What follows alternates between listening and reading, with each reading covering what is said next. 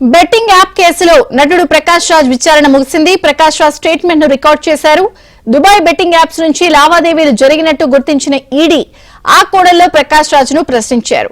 సినీ ప్రముఖులకు betting apps ద్వారా వచ్చిన సొమ్మును దుబాయ్ లోనే పెట్టుబడులు ఈడీ పెట్టినట్లు అనుమానిస్తున్నది.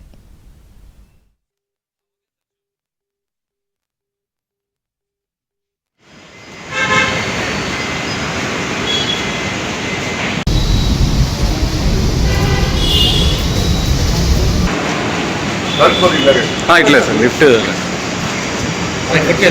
ఓకే ఓకే అన్న అవుతాం ఇక్కడనే అవుతాం ఓకే సార్ షూర్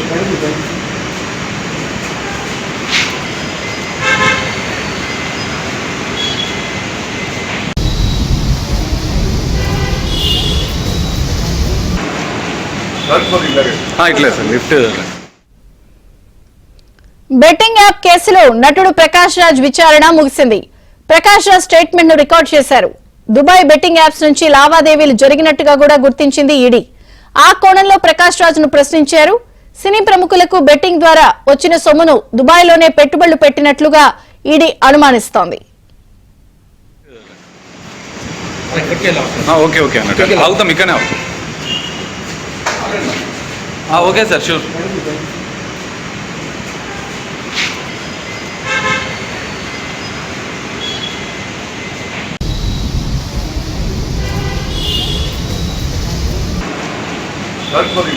ఇట్లే సార్ లిఫ్ట్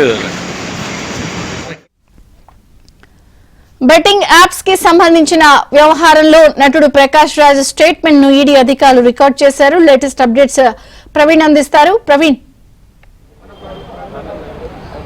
బెట్టింగ్ యాప్ కేసుకు సంబంధించి ఇప్పటికే సుదీర్ఘంగా విచారించినటువంటి ఈడీ దాదాపు 5 గంటల పాటు ప్రకాష్ రాజును విచారణ జరిపి స్టేట్మెంట్ రికార్డ్ చేయడం జరిగింది. కొద్ది నిమిషాల క్రితమే ప్రకాష్ రాజు యొక్క విచారణ ముగిసింది. కొద్ది నిమిషాల క్రితమే ఈడీ కార్యాలయం నుండి ప్రకాష్ రాజు వెనుదిరిగినటువంటి పరిస్థితి అయితే స్పష్టంగా కనబడుతుంది.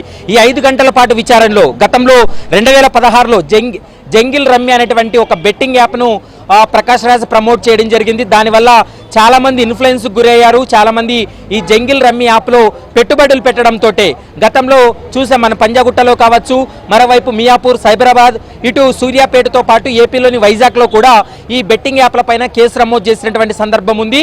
దానిపైన ఈసీఐఆర్ నమోదు చేసి ఈడీ కూడా రంగంలోకి దిగింది. ఇందులో మనీ లాండరింగ్ కోణం ఉంది. ఎందుకంటే విదేశాల నుంచి ఆపరేట్ అవుతున్నటువంటి ఈ బెట్టింగ్ యాప్లను వీళ్ళు ప్రమోట్ చేశారు కాబట్టి ఆయా కంపెనీల నుండి పెద్ద మొత్తంలో వీళ్ళు నగదు తీసుకున్నారనేటువంటి అంశాన్ని కూడా ప్రస్తుతం అయితే ఈడీ గుర్తించింది. కాబట్టి దానికి సంబంధించిన 5 గంటల పాటు ప్రకాష్ రాజును విచారణ జరిపినటువంటి పరిస్థితి కనపడుతుంది. ఈ 5 గంటల విచారణలో దాదాపు 3 సంవత్సరాలకు సంబంధించినటువంటి బ్యాంక్ స్టేట్మెంట్లను కూడా ఇప్పటికే అందజేసినటువంటి పరిస్థితి ఉంది. ఈ జంగిల్ రమ్మీ యాప్కు సంబంధించి యాజమాన్యంతో కానీ తనకు ఎలాంటి ఆర్థిక పరమైనటువంటి లావాదేవీలు లేవంటూ కూడా ఇప్పటికే ఈడీకు వాంగ్మూలం ఇచ్చినటువంటి పరిస్థితి కనపడుతుంది. అయితే ఈ 3 సంవత్సరాలుగా ఉన్నటువంటి ఈ ఎకనామికల్ ట్రాన్సాక్షన్స్ అన్నింటినీ కూడా ఇప్పటికే ఈడీ అధికారులు కూడా పరిశీలించడం జరిగింది. ఒకవేళ ఈ కేసులో మరోసారి అవసరమైతే విచారణకు హాజరు కావాలంటూ కూడా ఇప్పటికే ప్రకాష్ రాజుకు చెప్పినటువంటి పరిస్థితి కనపడుతుంది. ఈ 5 గంటల పాటు విచారణలో కొద్ది నిమిషాల క్రితమే ప్రకాష్ రాజు కూడా మీడియాతో మాట్లాడడం జరిగింది. గతంలోనే ఈ బెట్టింగ్ యాప్లకు సంబంధించి తాను ఇంకొకసారి ప్రమోట్ చేయడం కానీ ఈ బెట్టింగ్ యాప్లకు సంబంధించి ఎక్కడా కూడా తను ప్రచారం చేయనంటూ కూడా స్పష్టం చేయడం జరిగింది. ఎవరూ కూడా యువత బెట్టింగ్ పెట్టి మోసపోవద్దు, అనేక మంది బెట్టింగ్లో పెట్టి మోసపోయి ప్రాణాలు కోల్పోతున్నారు కాబట్టి ఎవరు కూడా బెట్టింగ్లు పెట్టవద్దు అంటూ కూడా కొద్ది నిమిషాల క్రితమే ఈడీ కార్యాలయం ముందు కూడా మాట్లాడినటువంటి మాట. మరోవైపు ఈ కేసుకు సంబంధించి తనకు విదేశీ బెట్టింగ్ యాప్లకు ఎలాంటి ఆర్థిక పరమైనటువంటి లావాదేవీలు లేవు, అదే విషయాన్ని స్టేట్మెంట్ రూపంలో ఈడీకి అందజేశారనేటువంటి అంశాన్ని చెప్పడం జరిగింది. ఇక ఇన్వెస్టిగేషన్ లో ఉంది కాబట్టి అంటే ఈ అక్కడ ఏం జరిగింది అనేటువంటి అంశాలన్నీ కూడా తాను బయటికి చెప్పలేనంటూ కూడా కేవలం బెట్టింగ్ ఎవరు ఆడవద్దనేటువంటి అంశాన్ని మాత్రమే చెప్పి ప్రకాష్ రాజ్ వెళ్ళిపోయినటువంటి పరిస్థితి ఉంది. మిగిలినటువంటి సెలబ్రిటీలకు కూడా ఇప్పటికే 29 మంది పైన కేసు నమోదైంది. వారికి కూడా నోటీసులు జారీ చేశారు. వారిని కూడా రోజువారీ విచారణ జరిపేటువంటి అవకాశాలు అయితే స్పష్టంగా కనబడుతున్నాయి. ఇప్పటి వరకు లా అండ్ ఆర్డర్ పోలీసులు సేకరించినటువంటి ఆధారాలన్నీ కూడా ఈడీకి కూడా వచ్చాయి కాబట్టి ఈడీ వాటన్నింటినీ పరిగణలోకి తీసుకున్న తర్వాత ఇందులో భారీ స్థాయిలో కోట్ల రూపాయలు చేతులు మారాయనేటువంటి అనుమానాలు ఉన్నాయి కాబట్టి ప్రస్తుతం ఈడీ కూడా పూర్తి స్థాయిలో దర్యాప్తు కొనసాగిస్తుందని చెప్పుకోవచ్చు. Vijaya Chandrika, thank you Praveen. Betting app గురించి ఈడీ వాళ్ళు పిలిచారు 30 రోజు రావాలని. కొన్ని డీటెయిల్స్ ఏమేమి జరిగింది మీకు, వాళ్ళకి ఏం తీసుకున్నారు, ఎందుకు చేశారు, ఎప్పుడు చేశారు, వాళ్ళు యాజ్ ఎ డిపార్ట్మెంట్ వాళ్ళు పనిచేశారు.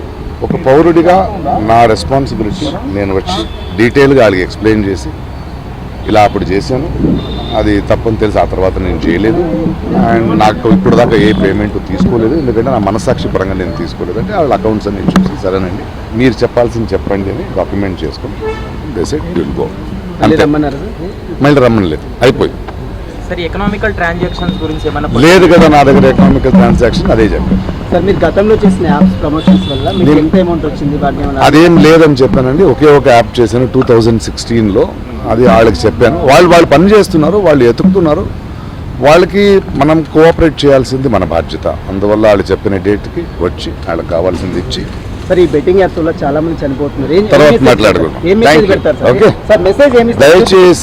దయచేసి బెట్టింగ్ యాప్స్ మీద ఆడకండి, మీరు స్వయంగా సంపాదించే దారి చూసుకోండి. Thank you so much.